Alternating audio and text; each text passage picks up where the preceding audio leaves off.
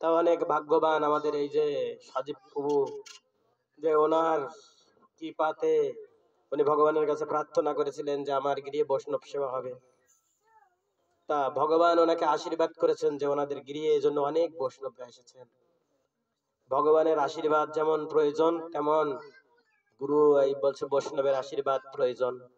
বলছে ছাড়িয়া বৈষ্ণব সেবা নিস্তার পেয়েছে কেবা। এই জগতে সবথেকে সর্বশ্রেষ্ঠ সেবা হলো বৈষ্ণব সেবা। মহাপ্রভু সনাতন গোস্বামীর মধ্যে কথা হচ্ছিল যে এই কলিযুগের ধর্ম কোনটি।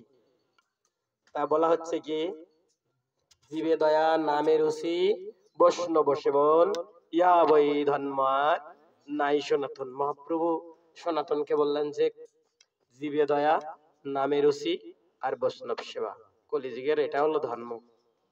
আমাদের একজন প্রভু প্রথমে আমাদের কালিয়া দমন প্রভু বলছিলেন কালী পূজা দুর্গা পূজা করার কথা। তো বলছে কলিযুগের কিন্তু একটু আলাদা।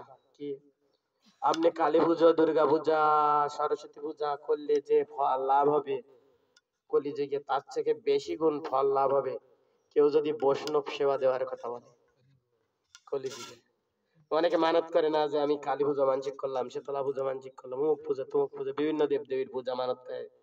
তো বলছে যে সবথেকে ভালো হয় কোনটা, কলিযুগে যদি কেউ যদি বৈষ্ণব সেবা দিতে চায় তার সমস্ত মনের বাসনা পূরণ হয়ে যাবে।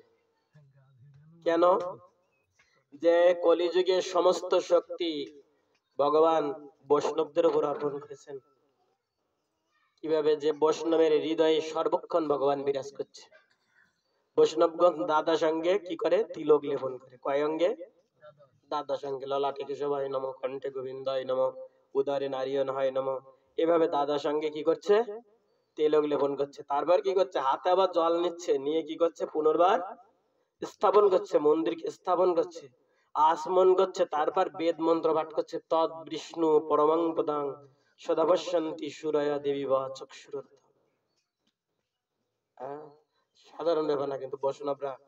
আর বৈষ্ণবের দেশ সর্বক্ষণ ভগবান বিরাজ করে। ভগবান বলছে আমি কোথায় যাব? এই কলিযুগে জায়গায় নেই তো কোথাও যাওয়া। এখানে জায়গা নাই, কারণ কি? কলহ। ভগবানের ভক্তের হৃদয়, কারণ ভক্ত কখনো ঘুমায় না। যারা বৈষ্ণব তারা কিন্তু ঘুমায় না, সারা রাত্র দিন জেগে থাকে। 2-1 ঘন্টা ঘুমায়, প্রভুপাদ 2 ঘন্টা 3 ঘন্টা 1 ঘন্টা এরকম ঘুমায়। ভক্তরা এরকমই ঘুমায়। কেমন? 2 ঘন্টা 1 ঘন্টা ঘুম। আর সর্বক্ষণ কি করে? হরে কৃষ্ণ কৃষ্ণ কৃষ্ণ হরে হরে, হরে রাম রাম রাম হরে হরে। আমাদের গুরু মহারাজ মানে ঘুমিয়ে জপ করছে, ঘুমের ঘরে জপ করছে।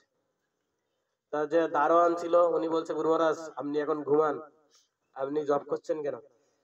এত রাত্রি জপ করেন, আপনি ঘুমান, আপনি অসুস্থ মানুষ। কিন্তু গুরু মহারাজ ঘুমিয়ে আছে। সাধুরা সর্বক্ষণ সর্ব অবস্থাতে, এই কলিযুগে বৈষ্ণবগণ সর্বক্ষণ সর্ব অবস্থাতে ভগবানের চিন্তা করে, ভগবানের নাম গুণকীর্তন করে। এজন্য ভগবান বৈষ্ণবদের মধ্যে এই কলিযুগে বিরাজিত। তাই মহাপ্রভু বললেন যে বৈষ্ণব হল সেবা হলো কলিযুগের ধর্ম।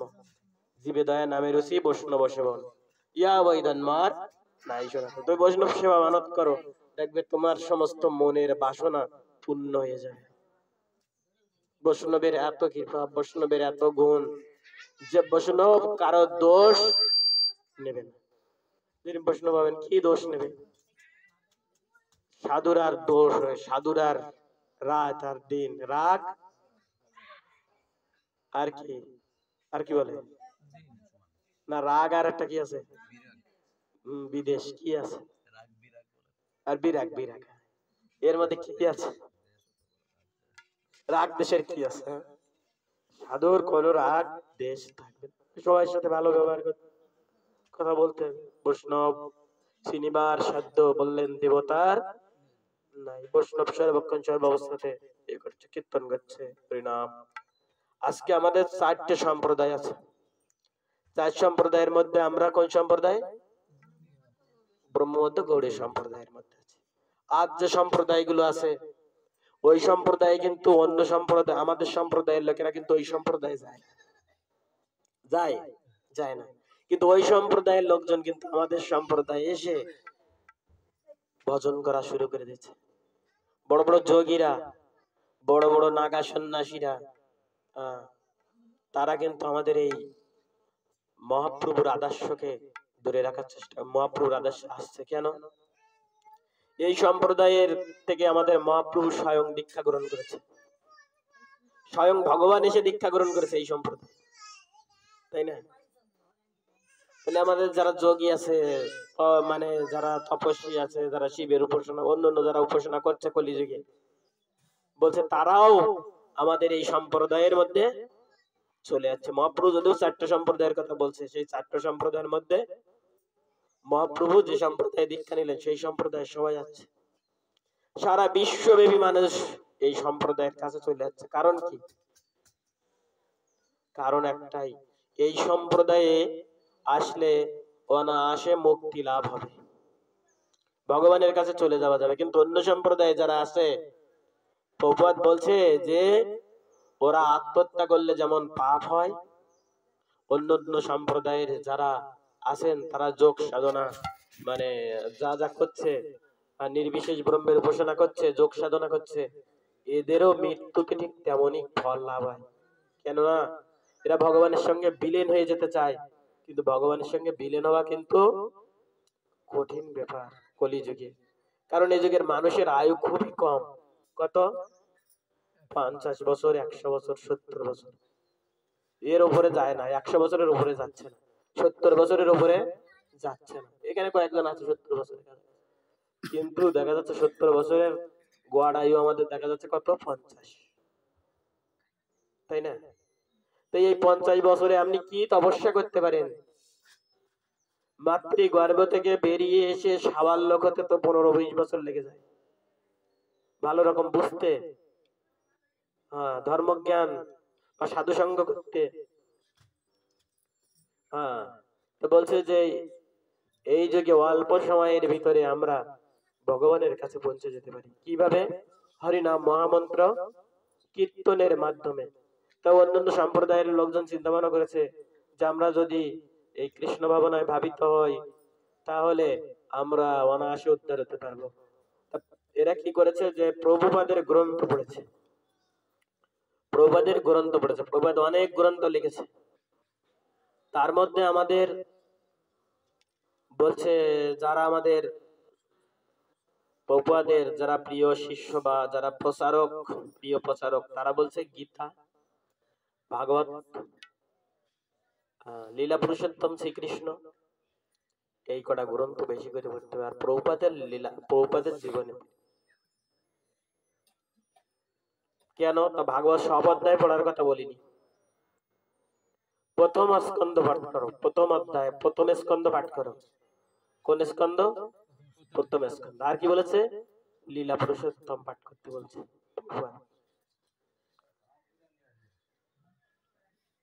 তো প্রভুপাদ বলছে যে, প্রভুপাদের কাছে একজন এসে বলছে, প্রভুপাদ অনেকে তো যোগ সাধনা করছে, বড় বড় সন্ন্যাসীদের দেখতে পাচ্ছি এই ত্রিবেণী সংগ্রামে এসেছে, অনেক সাধনা করছে, অনেক কিছু দেখাচ্ছে, তা আমরা এখানে কি দেখাতে পারি?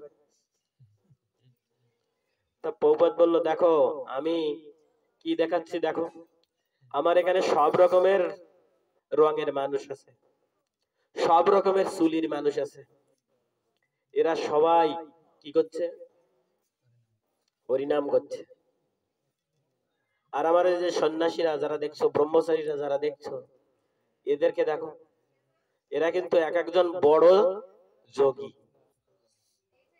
এই যে আমার যে ব্রহ্মচারীরা আছে আমার আশ্রমের, প্রভুপাদ বললেন যে আমার আশ্রমের যেসব ব্রহ্মচারীরা আছে এরা কিন্তু সবাই যোগী।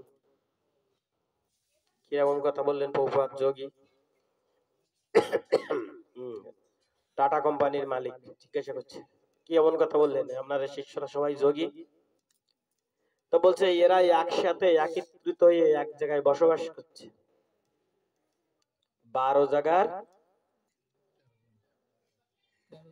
13 জন, সবাই একসাথে বসবাস করছে, একসাথে খাচ্ছে, একসাথে ঘুমাচ্ছে, কলাহ হচ্ছে, তারপরেও একসাথে আছে। বলতে এইটাই একটা যোগ সাধনা। যোগীরা কোথায় যাচ্ছে? বনের মধ্যে যে যোগ সাধনা করতে যে ভ্রষ্ট হয়ে যাচ্ছে। আমাদের বিশ্বমিত্র মণি ব্রহ্মে বিলীন হয়ে যাওয়ার সঙ্গে যাবে এমন অবস্থাতে কি এসে উপস্থিত হলো? মেনকা। মেনকা এসে খালি একটু গায়ে স্পর্শ করেছে, করার সাথে সাথে তার ধ্যান ভেঙে গেছে। সেই মেনকার সঙ্গে সারা জীবন অতিবাহিত করল। কিন্তু আমার এই যে ব্রহ্মচারীরা দেখছো, এই সন্ন্যাসীরা দেখছো, এদের কাছে মাতাজিরা আসতেছে, তাদের সাথে সে কথা বলছে,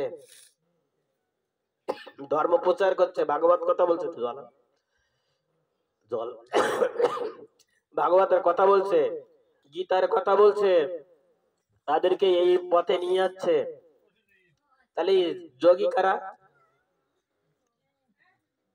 প্রবোধ বলছে তাহলে যোগী কারা? রতন টাটার কোম্পানির মালিককে বলছে, টাটা বিল্ডার্স মালিক এসেছে প্রবোধের, নারায়ণ স্বামী বলছে যোগী কারা? তখন তারা বলছে একমাত্র যোগী হলো আমার এই যে আশ্রমে যারা এই সন্ন্যাসীরা আছে, ব্রহ্মচারীরা আছে, এরাই প্রকৃত যোগী। আর যা দেখছো এগুলো যোগী না। কারণ কি? তারা এক একটা সাধনা করছে, এক একটা সাধনা করছে, সেই সাধনার মাধ্যমে তারা নিজেকে মুক্তি লাভের চেষ্টা করছে। তো একদিন প্রভুপাদ বসে আছে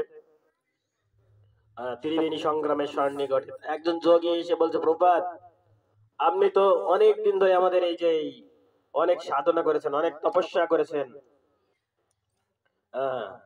অনেক বিদেশে গেছেন, অনেক প্রচার করেছেন, তা আপনি কি এই জলের উপর দিয়ে হেঁটে যেতে পারবেন? বলছে জলের উপর দিয়ে কি আপনি হেঁটে যেতে পারবেন? প্রভুপাদ বলল পারবো না কেন, এটা কোনো ব্যাপার? তখন প্রভুপাদ কি করেছে, 4 আনা দিয়ে একটা মাঝিকে ভাড়া করেছে, হয়ে একবার গেল আবার আসলো। তো প্রভুপাদ সেই যোগী বলছে, আপনি আপনি আমার সাথে ফাজলামি করছেন? হ্যাঁ প্রভুপাদ তো বলছে, দেখো এই 4 আনার তপস্যা করার জন্য তুমি কত বছর তপস্যা করেছো? আমি 20 বছর তপস্যা করেছি। 4 আনা পয়সার তপস্যার জন্য 20 বছর তুমি কি করেছো? তপস্যা করেছো। মানে 25 পয়সার 4 আনা বলা হয় নাকি? তো 25 বছর 30 বছর তপস্যা করেছো। আর আমি কি করেছি? এই 70 বছর বয়সে যে বিদেশ থেকে এইসব নিয়ে এসেছি। দেখো এরা কি করছে, সবাই হরিনাম করছে, ভাগবত পড়ে, ভাগবত পড়ে, গীতা পড়ে, চৈতন্য চরিতামৃত পড়ে, মহাপ্রভুর আদর্শ গ্রহণ করেছে। তুমি কি করেছো? তুমি কোন ধর্ম করেছো? তুমি যে কোন ধর্ম করেছো? প্রভুপাদ বলছে তুমি কোন ধর্ম করেছো? না, যোগী কোন ধর্ম করেনি, সে যোগ সাধনা করেছে। ওটা তো ধর্ম না, কলিযুগী। কলিযুগের ধর্ম কি? হরিনাম সংকীর্তন, হরে কৃষ্ণ কৃষ্ণ কৃষ্ণ হরে হরে, হরে রাম রাম রাম হরে হরে। প্রভুপাদ বললেন যে গীতা ভাগবত পড়ো, ভাগবতের প্রথম স্কন্ধ পড়ো। প্রথম স্কন্ধের প্রথম হচ্ছে ঋষিদের প্রশ্ন। তারপরে ভক্ত হতে হবে কিভাবে, সেটা নারদ মুনির জীবনী যারা পাঠ করবেন বোঝা যাবে। প্রথম স্কন্ধে নারদ মুনি কি করেছে, তার জন্ম কিভাবে, তার মা কি ছিল, তার বাবা কি ছিল, সব জানা যাবে কিভাবে? ভাগবতের প্রথম স্কন্ধে পড়লে। কিভাবে ভক্ত সেবা করতে হয়, এই নারদ মুনির জীবনী থেকে পাওয়া যাবে। এই প্রথম স্কন্ধে আছে নারদ মুনি কিভাবে ভগবানকে লাভ করেছিল, কিভাবে ভগবানের ভক্ত হয়েছিল। বলছে যে ভগবানের ভক্তদের উচ্ছিষ্ট ভক্ষণ করেছিল নারদ মুনি। আর কি করেছিল? ভক্তদের পদ সেবা করেছিল। তার মা ছিল দাসী, ভক্তদের বাড়িতে সেবা করত, ভক্তদেরকে সেবা করত। নারদ মুনির মনে কোনো অহংকার ছিল না। সাধুরা তাকে আশীর্বাদ করেছিল, তুমি ভগবানকে লাভ করবে, তুমি সর্বত্র ঘুরে ঘুরে বেড়াবে, তোমার কোনো বাধা নাই কোনো জায়গায় যাওয়া। ত্রিভুবন পরিক্রমা করে বেড়াচ্ছে, কার আশীর্বাদে? ভক্তদের আশীর্বাদে। ভক্তের কৃপাতে সবকিছু লাভ হবে, ভক্তের কৃপা না হলে আমাদের কিছু লাভ হবে না। আমি ধনী মানি পণ্ডিত সেজে বসে থাকলাম মান মঞ্চে, আমার গৌরঙ্গ, গৌর বলে কথা হলো না, নিতাই বলে কথা হলো না। আমাদের গুরু মহারাজ খুব জোরে জোরে চিল্লেছিলেন, নিত্যানন্দ গৌরঙ্গ, নিত্যানন্দ গৌরঙ্গ, খুব জোরে জোরে উচ্চস্বরে কীর্তন করে। কেন? যে কলিযুগে গৌর আর নিতাই ছাড়া আর কোনো গতি নাই। তো সেই গৌর নিতাই আমাদের কি বলছে? যে রাধা কৃষ্ণের ভজনা করো। তো রাধা কৃষ্ণের ভজন আমাদের করতে হবে। কে বলেছে? মহাপ্রভু বলেছে। হ্যাঁ, যদি গৌর না হইতো তবে কি হইতো? রাধার ও মহিমা প্রেম রস সীমা জগতে জানাইতো। তাই বৈষ্ণবগণ রাধা কৃষ্ণের সেবা করে সর্বক্ষণ। গৌর নিতাই, হা গৌর, হা নিতাই বলে কি করে? ক্রন্দন করে, ভগবানের কথা চিন্তা করে। গৌর নিতাই। গুরু মহারাজ বলছে যারা গৃহস্থ ভক্ত আছে তাদের অনেক সেবা করতে হয়, তাদের বাড়িতে গৌর নিতাই রাখা ভালো। কেননা গৌর নিতাই সেবা করলে কোনো অপরাধ নেয় না। কিন্তু অন্য সমস্ত মানে অবতার আদি অন্য সমস্ত ভগবান যারা আছেন তাদের সেবা করলে অনেক অপরাধ হতে পারে, দোষ ত্রুটি হতে পারে। কিন্তু গৌর নিতাই কারো অপরাধ নেয় না। গৌরকে মেরেছে, এই গৌরকে বলছে নিত্যানন্দকে মেরেছে, তারপরেও কি করেছে? নিত্যানন্দ পায়ে ধরছে। বলো, হ্যাঁ, ফেলেছিস কলসির কানা, তাই বলে কি প্রেম? মহাপ্রভুর কাছে সুদর্শন চক্র ছিল, মেরে দিতে পারত সুদর্শন চক্র। নিত্যানন্দ প্রভু পা ধরেছে, প্রভু মারবেন না। কেন? আপনি না বলেছিলেন এবে না ধরিবে অস্ত্র, প্রাণে কারণ আমারিবে, চিত্র শুদ্ধি ঘটাইবে সবার। মহাপ্রভু সবাইকে বললেন কি করেছে? কৃপা করেছে। ধনী মানি যোগী যারা ছিল, যারা নিম্ন শ্রেণীর ছিল, তাদেরকে সবাইকে কৃপা করেছে মহাপ্রভু। সবাইকে ভালোবেসে কাছে টেনে নিয়েছে। কুলীন ব্রাহ্মণ যারা ছিলেন তারা মহাপ্রভুকে অবজ্ঞা করেছেন। মহাপ্রভুর সাথে সাথে সন্ন্যাসও নিয়ে নিয়েছিলেন। কেন?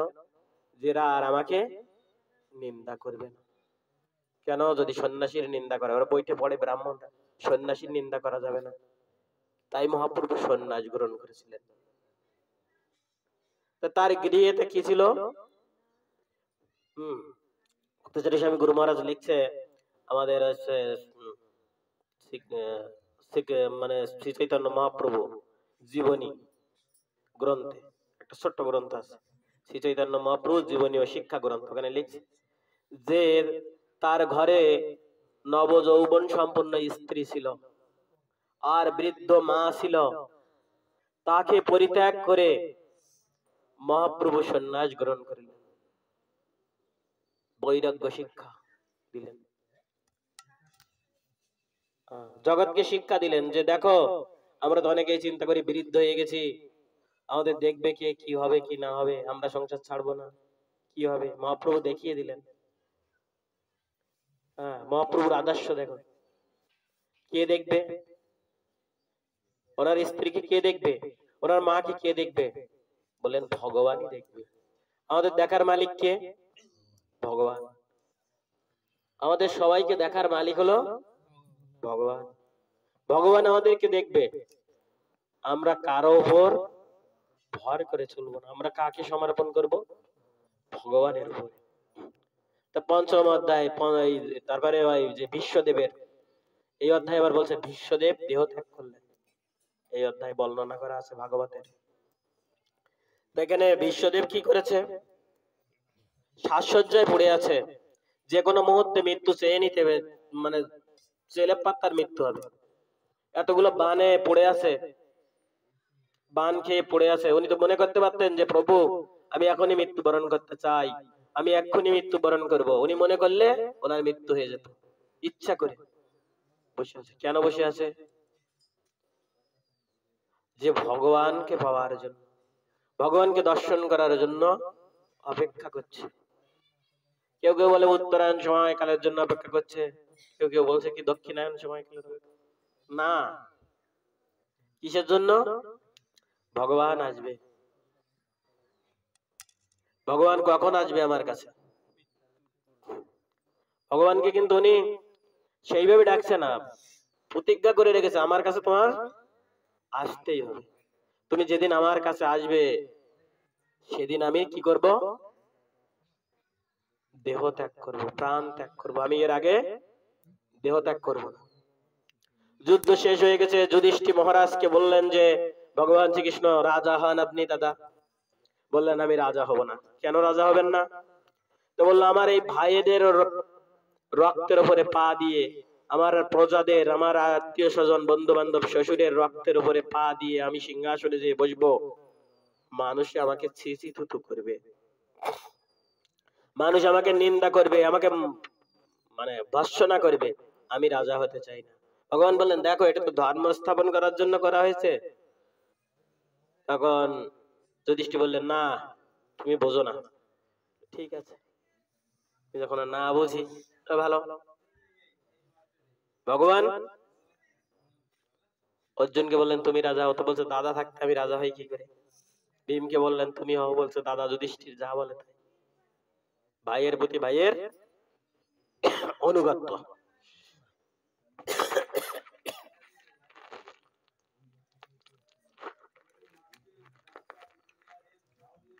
ভগবান তখন বললেন যে চিন্তা করো না, দেখি কি করা যায়। কালকে আমাদের কুরুক্ষেত্রে মাঠে যেতে হবে। বলছে কেন? নকুল প্রশ্ন করছে কেন ভগবান বা হে কৃষ্ণ কেন যেতে হবে আমাদের? তো বলছে পিতামহ ভীষ্মের কথা মনে আছে? বলছে হ্যাঁ হ্যাঁ, তাই সেখানে যেতে হবে তার কাছে আমাদের।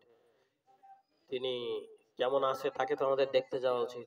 তাই সবাইকে নিয়ে সমস্ত বললেন যে যারা বেঁচে ছিলেন, যেসব স্ত্রীগণ তাদেরকে নিয়ে এবং সমস্ত যারা যারা বেঁচে ছিলেন সবাইকে নিয়ে ভগবান শ্রীকৃষ্ণ চললেন কাকে দেখার জন্য? পিতামহ ভীষ্মকে দেখার জন্য। প্রথম স্কন্ধে বর্ণনা করছে। গেলেন যে ভগবান দাঁড়িয়েছে কোথায়? বিশ্বদেবের মাথার ধারে। যে তখন বিশ্বদেব বলছে হে দেবকী নন্দন, হে নারায়ণ, আপনি আমার পাদ ধারে আসুন, পশ্চাৎ দেশে আসুন, তা নাহলে তো আমি আপনাকে দেখতে পাচ্ছি না। আমার মাথার সামনে যদি ভগবান দাঁড়িয়ে থাকে, পিছন দিকে যদি ভগবান দাঁড়িয়ে থাকে, তাহলে আমি দেখতে গেলে ঘাড় এরকম কাজ করি, কিন্তু শুয়ে আছে বিশ্বদেব, ঘাড় কাজ করার কায়দা আছে? অর্জুন তো সমস্ত দেহে তীর দিয়ে ছিন্ন ভিন্ন করে দিয়েছে। ভগবানকে বলছে যে হে দেবকী নন্দন, হে গোপাল, আমার সামনে এসে দাঁড়াও। সামনে আমার পাদ ধারে, আমার পশ্চাৎ দেশে এসে দাঁড়াও, আমি তোমাকে দর্শন করি। দাঁড়ালেন। দাঁড়ানোর পরে ভগবান চোখ বুজে বলছে একটা নিবেদন করি আপনার কাছে। তা কি নিবেদন? এই যুধিষ্ঠিরকে আপনি একটু রাজনৈতিক জ্ঞান দেন, ধর্ম জ্ঞান দান করুন। বলছে কি ধর্ম জ্ঞান দিতে হবে? হ্যাঁ, এ বুঝছে না, আমি একে বুঝাইছি কিন্তু বুঝতেছে না।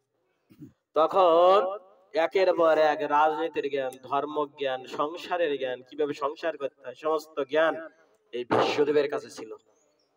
সমস্ত জ্ঞান দেওয়ার পরে বলছে পুত্র, আমি এই দিনের অপেক্ষায় ছিলাম, তোমাকে রাজা হতে হবে,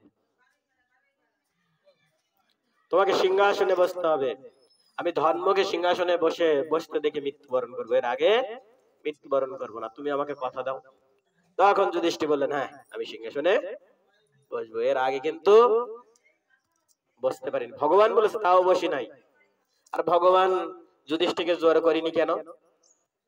যুধিষ্ঠির বড় ভাই, জগৎকে শিক্ষা দিচ্ছে ভগবান যে যুধিষ্ঠির ওনার ভগবানের থেকে বয়সে বড় ছিলেন, পিসির ছেলে, বড় পিসির ছেলে, পিসির ছেলে, বড় ভাই। বড় ভাইয়ের উপর তো কথা বলা যাবে না, কথা বলেনি। ভগবান বলছে মানে আমাদের বিশ্বদেব বলছে তোমরা এক কাজ করো, কৃষ্ণ যা বলে তাই শোনো, ও সাক্ষাৎ নারায়ণ। আমি দেখেছি অর্জুন রথ চালানোর সময় ভগবানের পিঠে হাঁটু দিয়ে গুঁতোও দিচ্ছে, পা দিয়ে ঠেলাও দিচ্ছে, হাতের কিনো দিয়ে গুতাও দিচ্ছে, কত রকমের কথা বলেছে, কত ভর্ৎসনাও করেছে। আমি দেখেছি যতক্ষণ পর্যন্ত ছিলাম আমি যুদ্ধ করি নাই, কি দেখেছি যে অর্জুন কি করছে এই ভগবানের সঙ্গে, আমি দেখেছি। তা যখন বিশ্বদেব দেহত্যাগ করবেন তখন কি হলো, সমস্ত দেবতারা এসে উপস্থিত হয়েছে। কারা কারা এসেছে?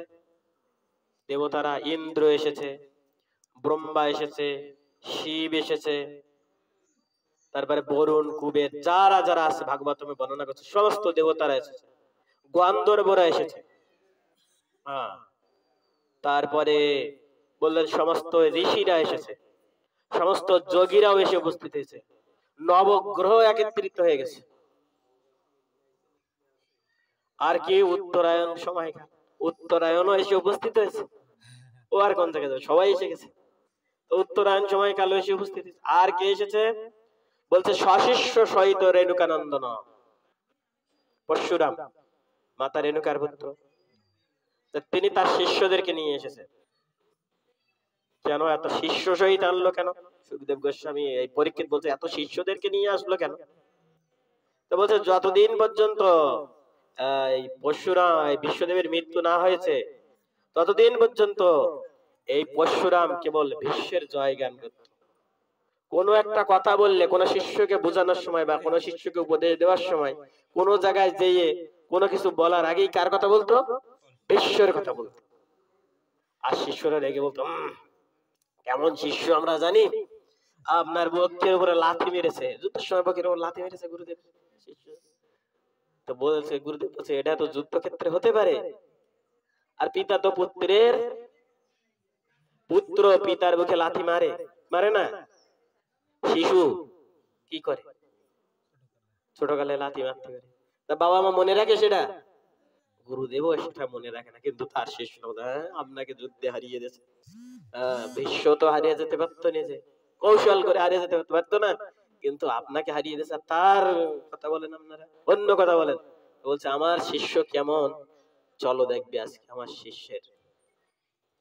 তাই সে দেখছে সমস্ত সবাই, সমস্ত দেবতারা বসে আছে, দাঁড়িয়ে আছে। সাক্ষাৎ ভগবান পাদ ধারে দাঁড়িয়ে আছে। কোন ধারে? চরণের ধারে দাঁড়িয়ে আছে, ভগবানকে দর্শন করছে বিশ্বদেব। তা গুরুদেব তো বলছে দেখো আমার শিষ্যের মৃত্যুর সময় সমস্ত দেবতারা এসে উপস্থিত হয়েছে, তোমরা বললি কারা আসবে? তোমরা বললি, আমি বললি কে আসবে তাই বলো? হ্যাঁ, পরশুরাম বলছে আমি বললি কে আসবে? কেউ আসবে না, কিন্তু আমার শিষ্য আজকে দেহ রাখবে। দেখো সমস্ত রীতি নক্ষত্র সবাই একত্রিত হয়ে গেছে, আর সাক্ষাৎ ভগবান কৃষ্ণ তার পায়ের ধারে দাঁড়িয়ে আছে। সে ভগবানকে দর্শন করছে আর ভগবানের চিন্তা করতে করতে দেহ রাখবে। গঙ্গা দেবী সাক্ষাৎ, সেও চলে এসেছে, গালের ভিতরে প্রবেশ করছে, আগে জল গ্রহণ করতে চেয়েছিল, অর্জুন বান মেরে গঙ্গা দেবীকে এনে দিলেন, সেও এসেছে। কে আসে নাই? দেবী দুর্গাও এসেছে, পার্বতী দেবীও এসেছে, পার্বতী দেবী, দুর্গা দেবীও এসেছে, লক্ষ্মী, সরস্বতী, সমস্ত দেবতারা এসেছে। দেখো তা গিয়ে আমার শিষ্যের মৃত্যু কত ভালো, এরকম মৃত্যু কেন? সে ভগবানকে, ভগবানকে প্রাপ্তি হলে বললেন সবাই এসে উপস্থিত হয়ে যায়। ভগবানের যারা উপাসনা করে, ভগবানকে যারা ডাকে, তাদের কাছে সমস্ত দেব দেবতারা এসে উপস্থিত হয়। বলছেন যারা গীতা পাঠ করে, গীতার একটা শ্লোক যার মুখস্থ আছে, বলছেন যে সমস্ত দেব দেবতারা কি করছে, তাকে পাহারা দেবে। এই গীতার একটা শ্লোক, এই গীতাকে পাহারা দিয়ে রাখে কারা? দেবতারা। আমাদের 33 কোটি বা 36 কোটি দেবতা যেই বলুন না কেন, সবাই এসে কি করে? পাহারা দেয়। সাক্ষাৎ ভগবান যেখানে, সেখানে কারা থাকে? সবাই